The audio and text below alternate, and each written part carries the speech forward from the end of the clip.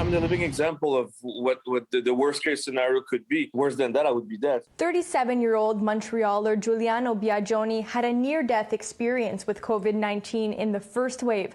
Intubated for 6 days, exactly 1 year ago, he's among the younger population to contract the virus. Now, in a third wave, those 20 to 39 represent the highest infection rates of all age groups, almost 30%.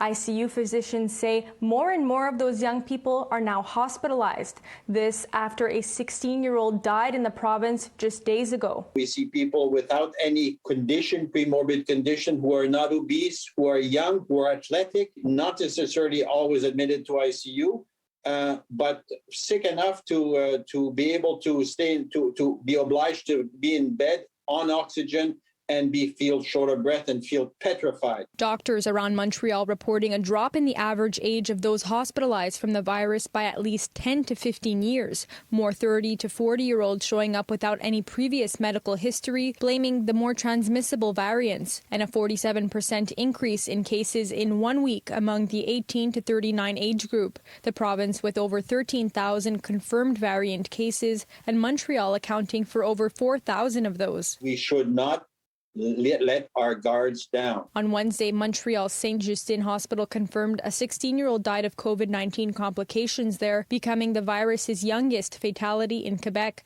The hospital couldn't divulge more information on the fatality, citing privacy laws. This 16-year-old, yes, had COVID, but yes, had other condition also that for which she was in the hospital. The mindset that I had before I got COVID myself was it doesn't happen to people like us.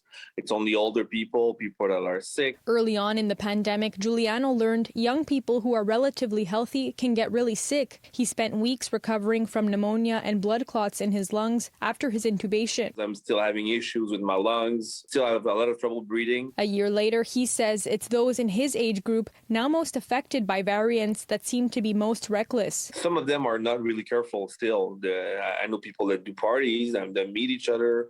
They don't respect the rules. And for myself, I'm scared again because what they told me is my antibodies, I might maybe I don't have them anymore for COVID, and the new variant might get me again. So I'm super scared of getting sick again because I don't want to go back to the hospital for this. In Montreal, Alyssia Rubertucci, City News.